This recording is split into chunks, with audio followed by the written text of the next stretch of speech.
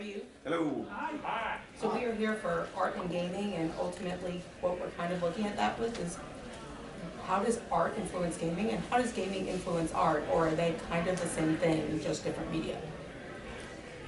So here today we have Michael Blodgett. Did I get your last name right? Mm-hmm. Cool.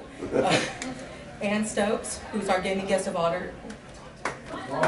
Melissa Gay, who has been our gaming guest of honor. Here's Robert Schwab. He is, right, I call him gaming guest of honor. Artist guest of honor, previous artist guest of honor. Right. Wow. Our gaming guest of honor. And we have, let's see if I can do Matthew Kaminsky. Game art and movie. I was like, that's good though. Up incoming. Rising star. Totally. So, let's see. So I guess we should start out with basically how you guys got in, not necessarily art, but how it evolved into the gaming world, or have those always been overlapping interests for you? And I guess we can start with Michael and just go across. Okay. Well, I'm Mike Blodgett. I have been doing art professionally for about 15 years, and over the past 4 years I've actually started producing my own books as well, so I could have more control over my art and the games that it was a part of. And for me, gaming is what made me an artist, and more specifically is Larry Elmore. When I was a kid, grabbing up the Art of Dragonlance books and the Art of D&D books, I was like, this is what I'm going to be when I grow up, and nothing was going to stop me from doing that. So I would say for me, it definitely was the thing that started it all. Yes, well, I totally agree with that, and me too. Like, when I was a kid, looking at Larry Elmore and Eastleigh and the Dungeons and Dragons, totally inspired my love of art and what it was possible to do with it. And I've done a lot of different things in my career, but fantasy has always been something that I've wanted to do. And of course, within the gaming industry, there's so much need for art, because all these subjects need illustrating, and a lot of rule books have all these different little pictures in, so that was really what kicked off my career. I'm Melissa Gay, and I've been drawing my whole life, but I started playing D&D when I was 10 years old, and after that all of my art suddenly became character sketches and dragons and dungeons and everything. So yeah, I definitely would say that gaming influenced my ambitions and the entire trajectory of my career. It was sort of I felt like I was in fine art because there was no way I could get into gaming art. That was like the ultimate goal. But then later on I discovered that no, that's stupid. Just send your art to places. And Mike and I have both been lucky enough to actually study with Larry Elmore later on. So if you had told that to my 9-year-old, 10-year-old self, I would have been just freaking out. So I'm Robert Schwab. I'm the only guy here that's not doing this. As a career, I'm the art director for my little company. I've been in the gaming business for 15 years, and I've worked on, had fingers in every role-playing game that's out there, just about. I started off, like everybody else up here, being entranced by what I saw in role-playing books, and you know, I had grand designs of becoming an artist, but unlike my colleague here at the end, I let things stop me. I found booze, and and then I shifted over to other stuff. But you know, I would just say that there is no game without what these guys do.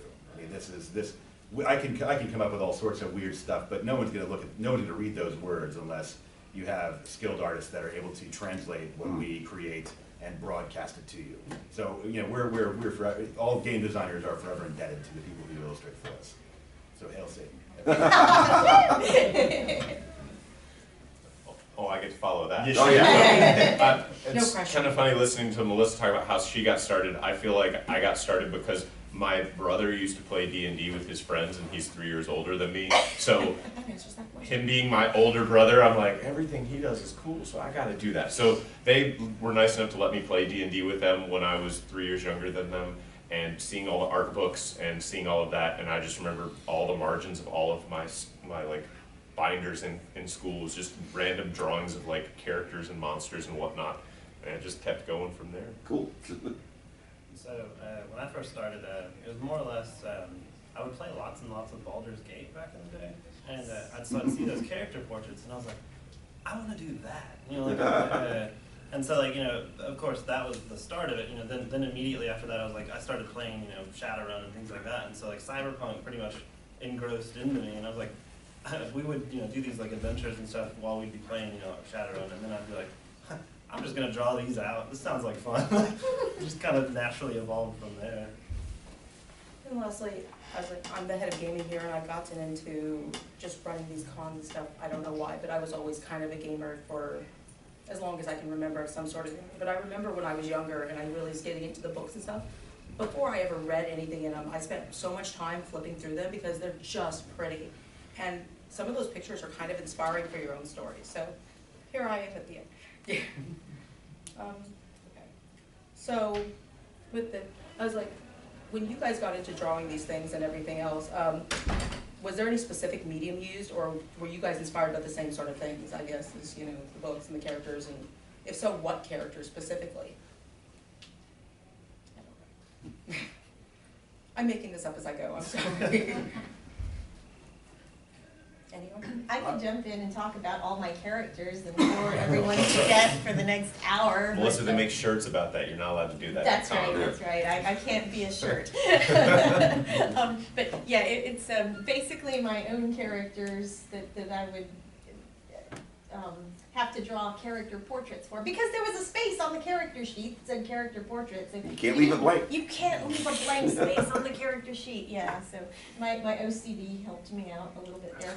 And but apart from that, I have to say Dragonlance was a huge inspiration.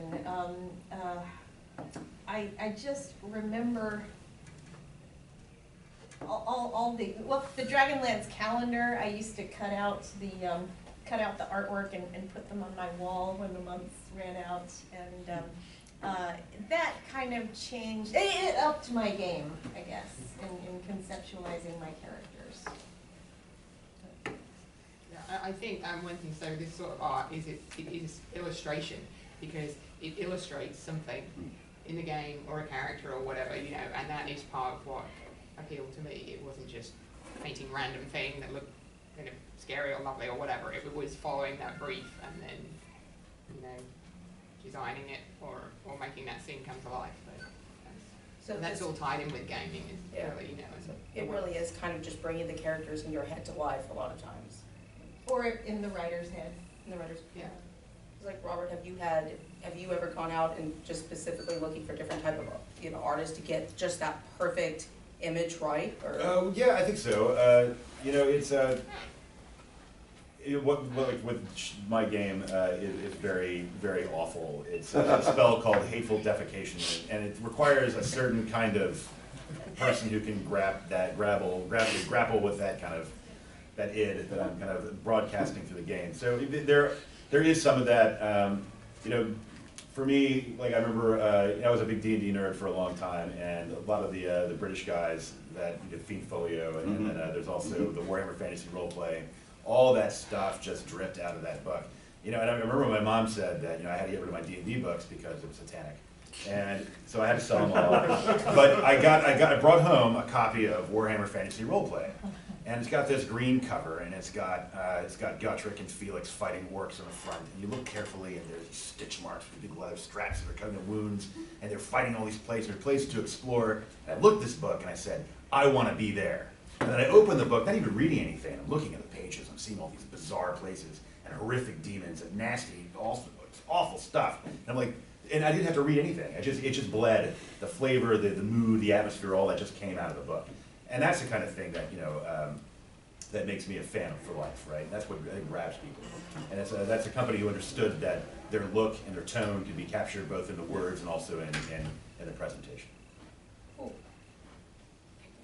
that's really sort of where the industry is right now, is art directors are really conscious about conveying tone, the tone of the writing through the artwork. And I mean, Mike, you've been talking about this with your game the whole time. It's like, I need these illustrations to convey the tone of the world.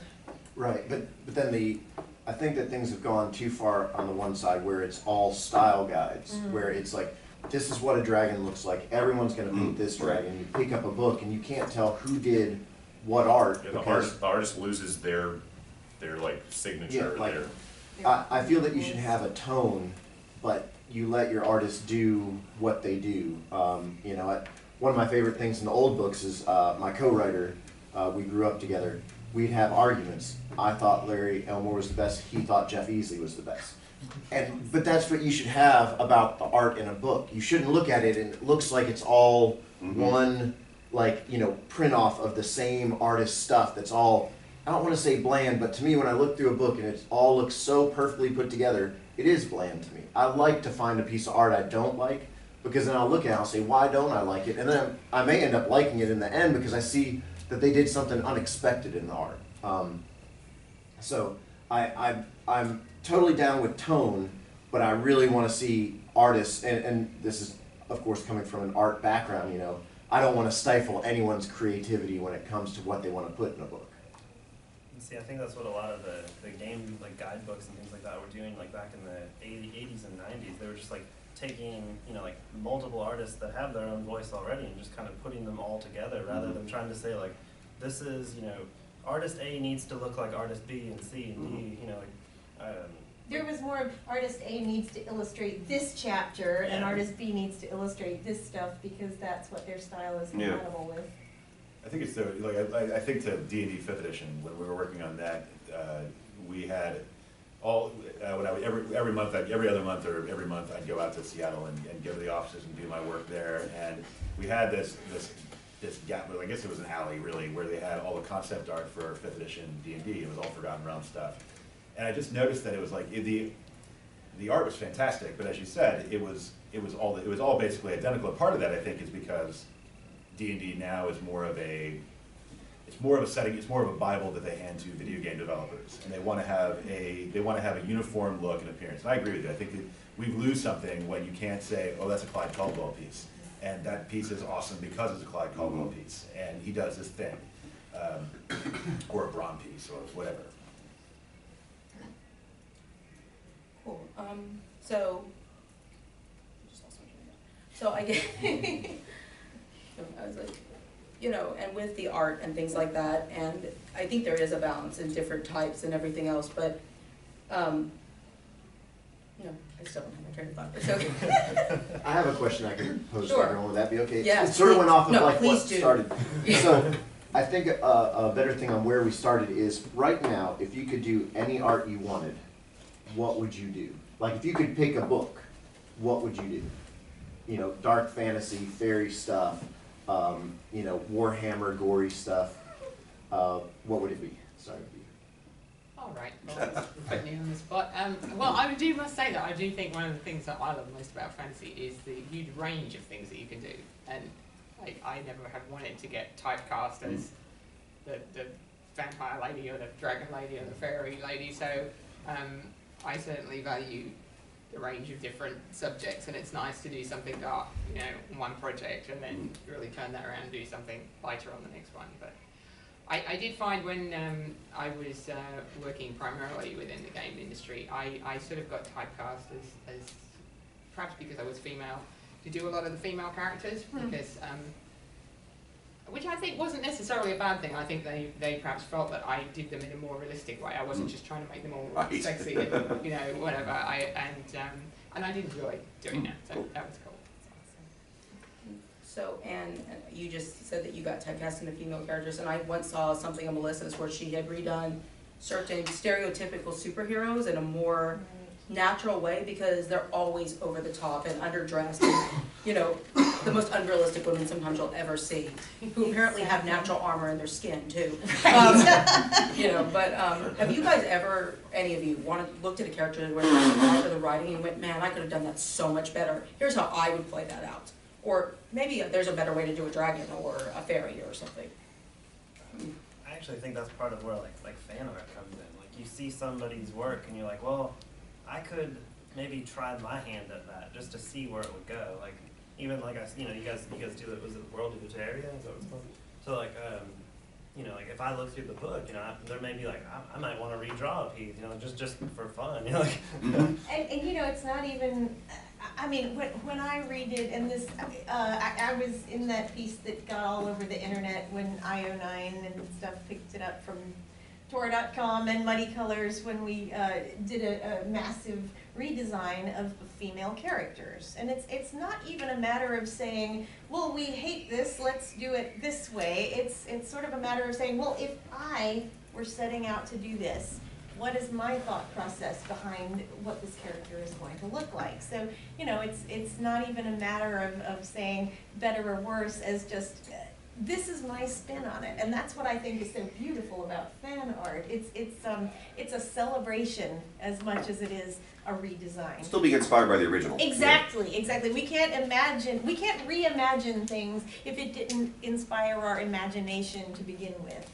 I think also, like, a lot of creativity has to have the ego behind it, because you do get into it because you see something and you're like, I can do better than that. I remember my uncles do special effects in LA, and that's what started them. Is they were looking at the special effects of the '60s and they said, this is awful, we can do better in our basement, and they started doing that. And they did. Yeah, and they did.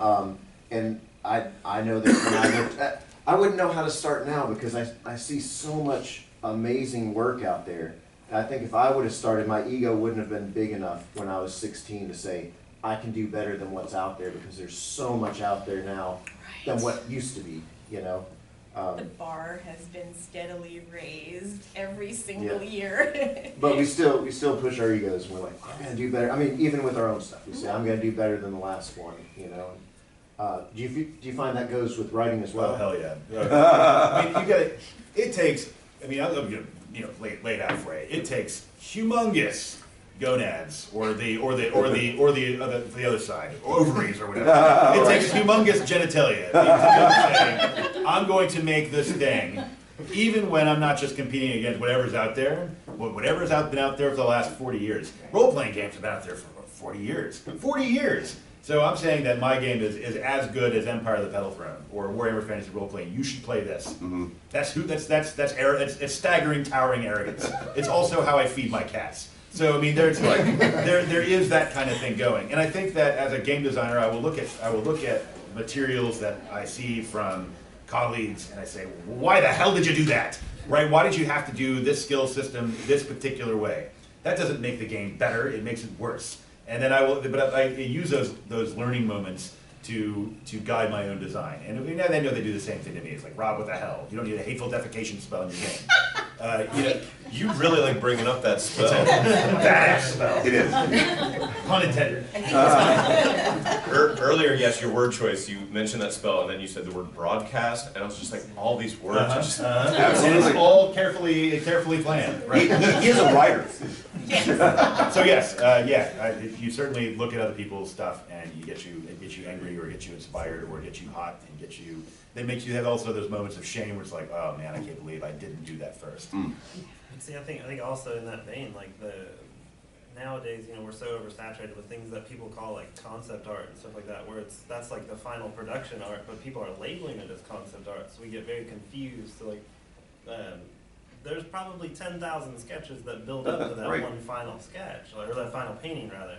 And so to automatically assume that I've slapped this out in an hour, that's unfortunately false. Yeah, the average person does not actually know what concept art is, because it's a bunch of people in a room sketching and then saying, okay, I like this part of this one and this part of this one, now, okay, go, here's the new spec, and then sketching some more. Well, I feel like that, last year I finished a Pad and Fame piece from the Wheel of Time, and when I was drawing on that, I was like, I asked Team Jordan to give me a description of the character, and when they gave it to me, I was like, well, what kind of hair does he have? And they actually wrote back and said, think of Severus Snape from Harry Potter, and I was like, no, I was like, no. And so I went online and I looked at every other artist that has drawn Pad and Fane, and then I was just like, I like that one, I like that one, and I tried to pick out why I liked it, and I actually allowed the other artists to influence my final drawing, and of course I had to get permission at the end to be like, is this acceptable since this is based in your world? But they started off telling me he was supposed to have Severus Snape hair. By the end of it, he had just like long, wispy, like I don't even like Crypt Keeper style hair. Yeah. But I was like, I don't understand why you think he has hair like that. Like, this is way creepier and disturbing. Right. Let's do this.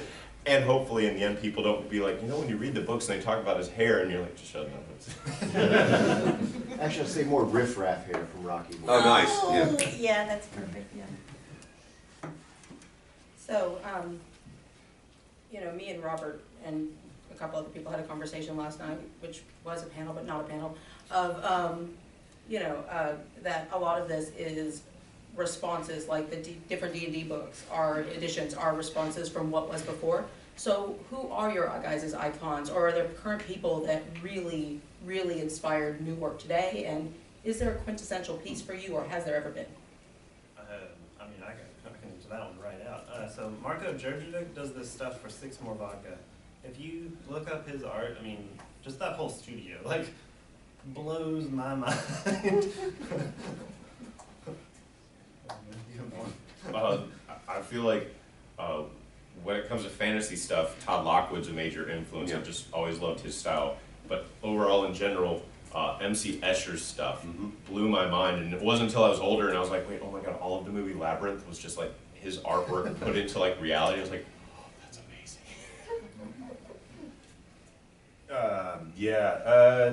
So I'm gonna, Frank Frazetta is Oh, sure. one of my all-time favorites, and it's not just because it's excuse the term, tits and dragons. I just love everything about it. But I'm also a metalhead, so I kind of merge those things. What's together. good on a van? And it does look really good in the van, and also on a back tattoo. There you go. Tasteful, yeah. And then contemporary guys. I mean, you know, there's. I've got one of the guys who did the cover for my current book, Svetoslav Petrov. He lives in Bulgaria, and he is just absurdly good. It's a hell of a cover. He's wonderful. He's also easy to work with. Wow, whenever I start talking about inspiration, I can't stop. So I'm gonna try to limit myself to like the top 5. My all-time inspiration is J.M.W. Turner. From back in the 19th century, he did Raft of the Medusa and all that. He painted a lot of golden light and everything was all hazed and fuzzed out, but you just get like a line here or there to indicate form. And that is real. I mean, to paint something like this is a struggle for me because I want to imply rather than describe, but when you're illustrating a role-playing book, you have to describe to a certain extent. So I like to play with the boundaries and see how much implying I can get away with and how little I can get away with describing. And so that's my ideal right there. As such, I'm also very inspired by Greg Manchess these days because he's doing a lot of really loose and yet all the forms are perfectly described painting. Yeah, I look at a lot of people, a lot of contemporary painters and a lot of old masters to get, because you can never tell when the next flash of inspiration is going to come from. A lot of different people, I'd say, inspire different things in me. Certainly think that Todd Lockwood's dragons are just the most epic things ever. I mean, they really inspired me to make dragons a lot more athletic. And, you know, I read a thing once that he said that he based his dragons on cats rather than lizards, which was, I thought, absolute revelation to me. And Awesome. That's if they're going to be such agile flying creatures, that was a really cool thing. I love looking at movie concept art as well. Amazing stuff. Just some of these films, every scene is like a work of art. And I've got the Lord of the Rings box set with all the extra discs on how they made all that, and I don't tire of looking at all that. It's fabulous. I have to say, one of my all-time inspirations was Ralph McQuarrie. Oh, yeah. Who did the original Star Wars concept art for New Hope. Did you do the matte paintings too? Or was it someone else? Now I have to look it up, sorry. Yeah, now we'll have to look it up. I think for me, one of the longest lasting influences was Brahm, sort of that dark goth metal side of me. But I don't feel that like, you can see some of his influences in my work, but I use too bright of colors for him. So even though he's there, I don't think it really affected, well, it did affect my art, but my art's way different than his. But one thing that I had to talk with my friend this week about was oil painting. And this, I think, was one of the most inspirational moments I've had with doing art. And it's funny because I don't remember the painting or who painted it. And I never understood in art school when people talk about going to a museum and seeing that painting that made them cry and all that, until I went one time and there's a huge painting of a woman, and I just noticed that it was like 8 feet tall and her lace cuff was one brush stroke, like that. And I noticed all the lace was just brush strokes, and I saw the color going through everything, and everything seemed so vivid. And that moment influenced me more than anything, because I was waffling, like I was coming up in the age when digital art was taking off, traditional art was going away. But when I saw that painting, I said, I don't care about anything else. I don't care if I don't make it because my stuff doesn't look like digital art. I want that. One day, before I die, I'm going to paint a piece of lace in one brush stroke and be happy with it, you know, and that to me, you never know when it's going to hit. I mean, all those years of going to like museums and just like not getting that thing that other people saw, where I saw, like I'd see their faces, I was like, I want that look on my face one day when I see a piece of art, you know, and to actually catch that was really wonderful. I mean, in that same vein of like getting really highly inspired and things like that, if you're actually serious about like wanting to be a game artist and stuff like that, start a folder on your desktop and save every image you like, no matter what it is. Like I think my reference folder right now is, I have images that pop up that I have never seen again because that's how big the reference folder is getting. Other than that, I mean, collect art books. Like I have what I consider to be an art book library at this point. It's just like 4 or 5 bookshelves just filled to the brim with art books. Yeah. So I do like the computer. I have a lot of art books too, but the thing that I hate the most when I'm like, this is sort of an idea of like what I'm looking for, and I grab every single art book and set it down, and I'm like, where to start? And then just start flipping through them page by page, and it's like, nope, nope. But on a computer, it's really great to document them, to like, you know, change the file names, that way it like has keywords, so if you want to search for stuff. Yes, I do that. I have my folders like with subfolders and separated by water, clouds, air, you know, whatever. And if you find an image online, do not bookmark it. Right click and save it, because nothing is worse than being like, oh yeah, that's it. 404 error not found. No! And you're like, what happened to that image? And in that vein, anytime you do save an image, write the artist's name on that same. Oh, yes. Yes. Yeah, Sam Fleego, who's an artist in the dealer's room, told me a month ago that what he started to do every morning was categorize art that he found online that he really liked, art that was just meh, and then art that he didn't like. And then he would start writing down, like critiquing it to himself, why he didn't like this piece, to then see if he was doing some of that in his work. And really sort of figuring out what made art for him. And like, you know, after all this time, I was like, that is such a smart idea. Like, why have I never thought of like, you know, really digging into my taste? Like instead of just saying, oh, I really like this, like, no, just tear it apart to myself. Like, why do I like it? What's calling to me? And do I do that in my own art? You know, which is a very hard question to ask. I mean, in the vein of what he was going on about, like with the piles of books, I mean, like I said, I have this crazy art book library coming up, but it's like, I almost look at whenever I'm starting an illustration, like I'll bill in like, you know, an X amount of hours for me to literally go through museum style. Like I need to, Yes. you know, there's like, I'll have like this, you know, like I'll scan it real quick and just print off a copy of it and just have like whatever influences me at the time, just like taped to the wall or, you know, whatever I have to get, you know, like when I'm painting, I need to be able to look at it while I'm painting. Yes, totally. Oh my God, I do so many hours of research before I even start a drawing. Robert, is the same true with you? I mean, I know they tell young writers, if you really want to be a writer, make sure you write at least 1,000 words a day, but do you kind of reference other stories in gaming books and stuff? I do with characters. I go, I really want a piece of this, or I really want a piece of that. But does that come into building new editions? I read 10 books at a time, and I carve out at least an hour a day to consume some sort of visual media to just kind of absorb stuff. I'll watch crappy films, I'll watch good films, and I watch stuff that's out of my comfort zone all the draw. Because I mean, part of what, you know, on the writing side, you just steal liberally. You steal everything you can, and you read and you mash it together in whatever way that makes sense to you. It's original, but you find inspiration in anything. So yeah, you're always. I think half of what I do is just absorbing other stuff.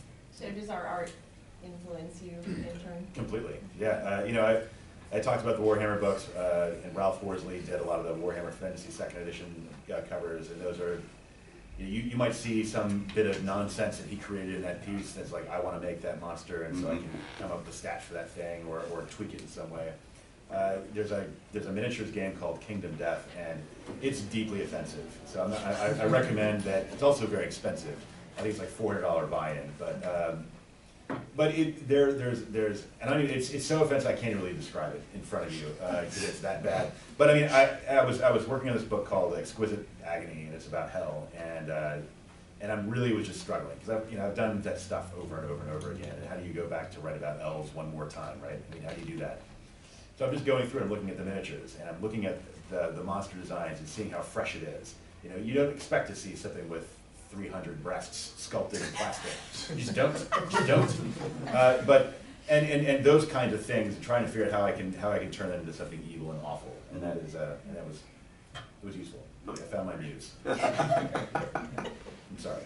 So I guess kind of just furthering this along, and kind of the question in reverse, earlier we talked about what gaming and stuff comes out of art, and I know that most of you guys are gamers. Is there, or rather art that's come out of gaming, is there gaming that's come out of art, like a specific character or city or something? I know, Melissa, you went so you throw stuff on paper and see what you build, you know, and where it takes you. I was like, have you ever taken that farther to a different medium altogether and been like, I would love this character to come to life, or this city, you know, I'd love to explore it more, you know, is there a gaming concept there? Every freaking day I will paint something, and I do these paintings that are just small sometimes. I mean, in addition to my larger things. And the small ones are always stream of consciousness, paint rants or whatever. Usually they're either fantasy scenes or space scenes. And I am always sort of searching in the paint within the accidental texture, trying to find shapes that I can use to build other shapes on. And I'll find a city or something, and then I'll go, oh my god, and this ship is coming to attack over here, but then this thing, and I'll have a whole campaign start building in my head before I know it, and it's like, damn it, I wish I had some people to play this with. So, yeah, and you end up having to sort of keep a little notebook, and even if you can't find a way to apply it to your gaming group or whatever, you can at least apply it to other paintings. And, you know, I guess art builds off of art in strange ways, and you just have to be open to those strange ways. I guess kind of going off of that, my fiance's a writer, right? So I'll paint up something and immediately go over to her and be like, where's the story? What do you have from this? That's really good. I mean, because that's what we do as illustrators, is we have to build narrative within our visual medium, and it has to tell a story without words. So that's really. Is that how Saga Born and Euteria came to be from Paul? Oh yeah, it was, well, years of doing other people's worlds and getting assignments that I didn't feel fit what I wanted my art to be. You know, you can only paint so many, you know, random tidbits from RPGs or weird, you're like, oh wait, this isn't really a good idea to sell this concept. You're like, no, you know, run with this. And so on the side I was always, you know, doing drawings and doing little stories, and I started bringing in friends of mine, and this goes back to when you're a kid and you hear about what, you know, the art that was happening back in the 70s and 80s, and one of the things that inspired me the most was when they talked about what TSR used to be like for second edition D&D. with all the artists in one pen, like, you know, just making art. And, you know, we've talked with Larry about that, where he would come over, easily couldn't get an arm right, so, you know, Larry would come over and draw out the arm and then easily would paint over it. And that, as a kid, just, you know, man, my imagination ran wild with it. So, you know, actually Aerodani, my costuming company, is me, my brother and sister and wife. So I love bringing people together and saying, okay, we're gonna go do this. And so I got tired of doing work for other people. I said, hey, you know, I have this whole weird thing over here that I've been doing. I think we could put it out in books. And I gathered writer friends of mine, I gathered artist friends of mine, and so now I get to sort of live my dream. You know, Melissa lives in Nashville, so she comes over on Wednesday nights, and, you know, we talk about art, we talk about, you know, what we can tweak to get it, you know, get my vision across the world, and how she likes to add in things like living clothes, Yes. you know, elves wearing plants, like, you know, challenge me. I love that, but it brings in that thing that I always wanted, which was basically it's almost what brings you to a table to play a tabletop RPG, except now I'm doing it in a professional way. You know? Right, and I mean, we have our own little TSR bullpen on Wednesday nights, which is cool. Probably with more alcohol though. Yeah, probably. So I guess at this point, I was like, do you guys have any questions or things that you guys would like to talk about with them? Well, I guess at some point, all of you kind of made the transition from amateur artist to professional artist. What was that process like? And did you just kind of mail pictures in, or did somebody see your art, or? I mean, I guess it really depends on your definition of amateur versus professional. Because I mean, like, yeah. at some point, I just happened to be at Gen Con with Mike, and so I would start going to different companies and do like portfolio reviews and show them my work. And for a while, I worked for a couple of companies, but then in the end, I actually don't really. I work for my brother because I work for my brother, and I work for other companies that give me the freedom to do what I want to do. I really feel like when someone gives you an assignment and tells you, like, we need you to draw X, it needs to look exactly like this, and whether it's a style sheet thing or it's just like a description of something that's really boring, and you're just like, why do I want to spend like 10 hours of my life drawing this thing that's going to be so boring? And so I actually stopped working for companies and pulled back, and now I do stuff for myself. But there's always that, I never feel like I'm good enough as an artist. When I was like, if I did that, it's eh. Someone else could have done it better. It's sort of like getting older, you know. On the inside, I still feel like 24, and then I look in the mirror, I was like, oh, so that's happened. I feel like art's sort of the same way, you know. I just keep doing what I'm doing, and if people like it, they like it, and, you know, I definitely wouldn't want to put, or I dislike putting a title like professional on it. I just make stuff. If people like it, then that's good enough for me. Well, it's one of the conventions we go to, they ask you, are you a professional? And their definition of professional is, do you make a majority of your income from selling art? And it's like, if that's the case, then actually no. I sell elf ears for a living, which is my art, Right. but it's not the art I hang up in an art show. So if they want to be technical, I'm not a professional at their show. But they give me a free space if I'm a pro, so of course I'm a pro. But it's kind of a weird thing, like to sort of like narrow down that definition to say you have to either, you know, like make a certain amount of money using your artwork, or you have to, you know, like lose a certain amount of money traveling to conventions. Oh my God, right. Do you lose $40,000 a year going to conventions and not selling art? Congratulations, you're Aw. Go ahead. Oh, no, I was gonna say, I think you'll find that if you ask a room full of artists how they became professionals, you may get a room full of all different answers. I mean, similar, because eventually, the ultimate end of the process is you show your art to somebody else, and they either give you a job or you don't, and then you show your art to other people until you get a job. And I started off, oh God, I mean, I haven't even been a pro for that long, but I feel like it was like back in the dark ages. I mean, I've been doing this for 12 years, and you've been doing it for 15, but I started like mailing in submissions to places, you know, back before we had such great access to art directors' personal information on the internet. But my first job was with a new age publisher, and they sent me a very nice rejection letter at first, which was, we'll keep your art on file, and if there's a project that suits your style, we will get back to you. And I figured it was a rejection letter, but about 18 months later, I got a job from them. And I was like, whoa, I guess they really did keep my work on file. But it was through that actually I built up a portfolio, because there's some significant overlap between New Age illustration and fantasy illustration. And so I used those jobs to build up my portfolio to submit to fantasy role-playing companies. I mean, kind of going off of that too, it's like when you're starting to approach like art companies and things like that, always leave them with something. Like even if it's like just a sketch that you have, at least you have your name on that, and like a business card, of course, you have to leave, but a business card and something that will be on their desk. I was reading some interview with I think it was Irene Gallo just recently, and she was talking about like she goes through her emails and there's like 2,000 or something emails a day, and she'll just hit delete, like no matter what, it doesn't whatever. But then she'll be like wandering around the office or whatever, and like some guy or like somebody in the office will be like, what's that cool piece of art on the desk? And she'll be like, what?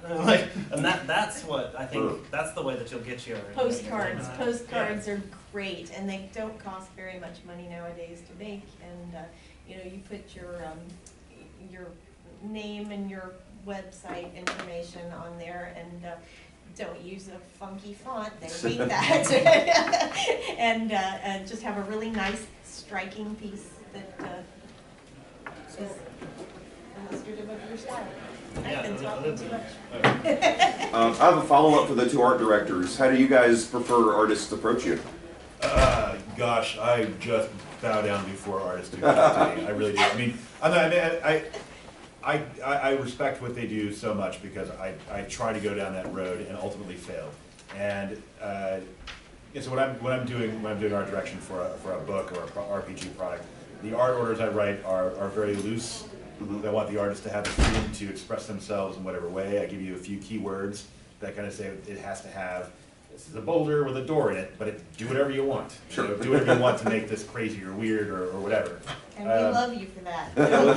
You just can't, I mean, you don't want to have like a situation you guys were talking about where it's like you have a full paragraph of text or 3 paragraphs of text. And when you work with people overseas whose English is not their first language, you also run into problems, right? Like I have a Russian artist who works for me, and I've got 2 guys in Italy, the 1 guy in Bulgaria, and so I mean, that's a lot of people that I have to communicate with, that there are some language barriers. But I will, every time I go to a show, I always walk through the art area, I collect business cards, and I keep them on file, so that if an artist happens to flake out, and it does happen, just as designers flake out, and I need to rotate somebody else into thing, we do it. But typically I will usually stealth it, where I will cover up my badge or don't hand out business cards, just kind of go and look and ogle the wonderful pieces. But yeah, I'm fully welcome to anybody who wants to send me an email and show their portfolio. He really does answer too, it's cool. Right away. You don't just hit delete. No. I was a freelancer for a long time, and I know what it's like to have to navigate these waters, and it really does suck, because there are a lot of dicks out there. There are just a lot, and they will. You might say, "Hey, I've got this idea for this book about this," and they blow you off. Or you're a hungry young kid who's trying to break into the business, and you may be a fantastic artist, but they don't know what you've done, and they blow you off. And it's just poor treatment. And it's the same reason why I pay on acceptance immediately. You have to chase me down for payments or anything like that. I remember in college, I had my girlfriend had a friend that worked for a book company in Chicago, and she said her job was to literally intercept all of the emails that came into her boss to be like, I have this idea for this book, and her boss was like, just delete them, just click the button that sends a form letter back to them that just says, we're very sorry, blah, blah, blah. And she's like, I read some of these, and some of them were actually amazing, but I just have to say no. Like, my boss would fire me if I took any of them to her and said, this is actually good, you should look at it. Like, she's like, I just had to say no to every single thing that came in. I was like, that's your job, it's just to say no to people. It's a great job. Just to cover myself, I don't know if that's exactly who did that. Yeah, I read every email that comes in, because I know what it was like to be on the other side of that, and I answer every email, and I do store every portfolio. I do say, because I'm a very small company when it comes to the books, that it's more for me meeting. There's someone who sent me a portfolio, and then at Gen Con last year came up and found me in the art table, and they're like, hey, I just wanted to talk to you, and touch base. And I was like, oh, wow, that's really cool. But then I saw, if I'm looking to hire someone, because so many people can also flake out on stuff. A lot of people say, oh, I want to do this, and then they can't ever finish something, or they don't turn it in. If someone sends you a portfolio, and then you meet them again somewhere, and then you see them put stuff up in an art show, and you think, well, this person can do these 3 things. That takes more than most people do. That's someone that's going to stay on my radar. And I like to hire friends a lot too. So if you want to do art, like, go out and have a shot of whiskey with me, and ups a chance. I will say that I have gotten an awful lot of jobs with, say, hey, can you do this with a 2-week turnaround? And when that happens, I know that I have gotten this job because somebody else flaked out. So be the one who doesn't flake out. Consistency is definitely key. And kind of a little bit going back to your question, just it's just a matter of just doing it. Make X amount of time every day to do your art. If you're an artist, and then once you get X amount of pieces, just try it. See what happens. Yeah. Someone asked us that last night on the panel. They said, when do you know you're ready to hang up at a convention? And I said, well, if you're already going to the convention, you're already paying for a bed and a hotel room, pay the $20, submit your art, and hang it up in the art show. And if you don't sell anything, don't feel bad. Mike and I went to plenty of art shows at the beginning. We're like, oh God, what have we done? Sometimes we still feel that way. Going through art school, all 4 years, it's like I maybe had one piece that somebody was like, yeah, let's put that at the end of your show. Everything else they were just like, that's trash. You gotta believe in yourself. I think you guys all are kind of, at least, I was like, you guys might not say you're professionals, because I think some people with professionals falls into that, how to be a rock star versus playing it in your garage, or, the guy that does the little computer company, it's that percentage of 1%, but to us, you guys could be all evil or good demigods or superheroes or supervillains, and so I guess there's a thought there that, I guess our questions, a lot of it is, was it cons that did this for you, or was there a certain aspect that got you more into this genre versus other ones, or, For me, it was cons, because I started going to conventions when I was first started in college, and I did not know that such wonderlands existed in this cruel world. And when I first started even trying to think about being a professional artist, the very first thing I did was show my art at a convention, and that was sort of my way of getting my feet wet in fandom, and that gave me the courage to start submitting things. And I almost look at going to conventions about the equivalent of a basketball player getting picked up by an agent. You go to a con, you may or you may not see anybody that even appreciates your art, but you might find that one art director that's walking around at that exact moment, I need that kind of art, Oh yeah, and you talk to people, you meet people, and and you never know that who sees it, that takes your card, that gives it to somebody else, that whatever, it's impossible often to pinpoint actually what did it. But every drop serves a waterfall. It's very true. I can actually say Midsouthcon, which was Paul and I's first sci-fi convention, was the one that opened up everything, because Todd Lockwood was the artist guest of honor here, and I was like, Paul, we have to go. Maybe we can even meet him. And then later in the night, me and him are drinking beer together, and we're now friends. And that night, I'm sitting there drinking beer. I was like, anything is possible. If I can be here, drinking a beer with the guy that makes me want to do this, and I think that's carried through. Conventions are always something I can fall back on, where I know I can go, I can find a bunch of really interesting people, I get recharged, and come out feeling like, yeah, we can make it to Mars, So we're just about out of time. Is there any last questions for them? You had talked about art school. Were you self-taught, or did you all go to school? I actually have 3 different degrees, so I've been in school for a really long time. it kind of, like I was telling the story last night, so it kind of ended up where like I would draw on the job, and eventually I got fired because I was drawing too much on the job. So I was like, well, I guess I should go to art school. I did some studio art as a minor when I was in college, but I actually have a master's degree in computer science.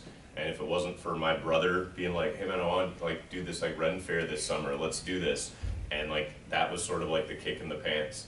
And then we started selling elf ears that year at the Ren Fair, and it got to a point where I was asking my brother, we were at the show, and he'd sell artwork and I'd sell ears. And I was like, how come you get to sell art? And he's like, you get to sell art when you make some new art. And so I was just like, fine. So I made Nightmare, and that was like my first like really big piece.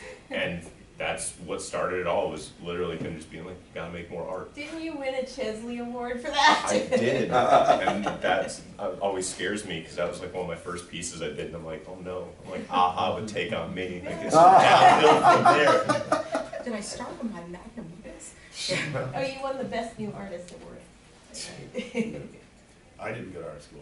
I have an English and philosophy degree. That means I want to make no money at all. And you're in gaming. I'm in so gaming. Congratulations. Yeah, I landed in a place where I can make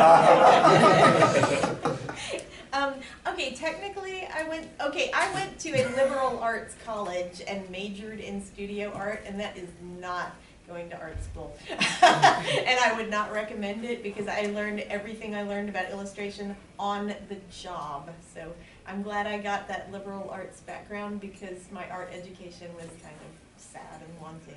You actually got your first art job out of your... Out of my science degree, yes. I have a, I have all the coursework toward a master's degree in botany with an emphasis in plant physiology and a minor in chemistry and math. Blah. But anyway, so. But, Yeah. But. Just that, right? That's right. Didn't write the thesis, is that the problem? Yeah. Oh. No, and that was the point where I was like, had the nervous breakdown. It's like, oh my God, I'm overqualified for all the jobs I like, and I landed myself right in the pool of all the jobs I hated in my field, and so it was either go on and get a PhD and probably teach, which I really did not want to do, or just jump in with both feet and try to be a professional artist. And that's what I did. And I was like, wow, if I had dedicated the time and energy that I put into this this degree into getting a professional art job started, you know, a career, I would be that much farther along. But, so yeah, if you have a science background, you can do scientific illustrations of plants and submit them to Llewellyn Worldwide and get jobs. Well, I did, I'm not quite sure what the equivalent you do in the US, but in the UK we do 3 subjects, which we take exams in at 18. So one of those was fine art, which you do at school. And then I applied to a number of art colleges, and I went to what was considered to be a very good one, hard to get into, and I'm afraid I quit after 6 months because they just did not get fancy art illustration. I was very disillusioned because, you know, they just were not for me. And so basically then I just taught myself, which I think art college is a wonderful thing, a good college that will teach you techniques and computer programs and will point you in the right direction, but I think at the end of the day it's down to the artists themselves to practice and sort of discover their own style. Nowadays, it's almost, I've read a bunch of blog posts lately that say, don't go to art school, go to these little ateliers for Right. 6 months, or, you know. Yeah, I think in hindsight that I made a poor choice because I went to one that was supposedly such a good art college, you know, and it was all fine art and whatever, and then they just thought what I was doing was rubbish. Right, and then you really have to believe in yourself because you're getting told you're crap by your professors all the time. Well, I waited till I was 25 to go to art school, and I'm glad I did, even though they were focused more on conceptual stuff. And I do some conceptual work on the side as well. But I was a very shy person, and I had a really good chair of my art department who pushed me into being things. He's like, oh, you're going to go work at this gallery.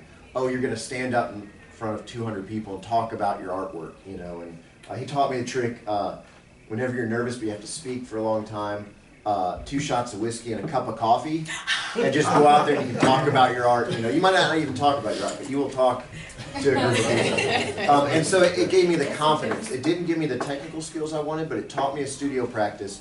It taught me to stand up for what I wanted. When a professor said, "This is too fantasy," I would say, "Oh yeah, well look at what you paint, it's awful," you know, like, which is sort of what you have to do in the art world. You have to learn to stand up for yourself, because everyone's going to come up and go, "Oh, well this is actually okay," you know, or, you know, you have to just say, "Yeah, I'm going to do it," you know, and push through. And so art school really taught me that, which is standing up for yourself and how to create a studio practice, basically. See, I'm assuming the debate then is between, you know, going to art school and not going to art school, right? The answer that I always like to give to that one is, if you're financially stable or somebody else can support you during your art journey, then no, don't go to art school. Just draw constantly. If you can't, then try to apply for all the financial aid and everything you can, and just like basically pay later on getting your degree, or basically using that to where you don't have to work a job. And just is that why you have 3 degrees? Yeah. So guys, we are out of time. Like, actually, we're about 5 minutes over. Okay. So King Triton thank is y'all giving us so the same much.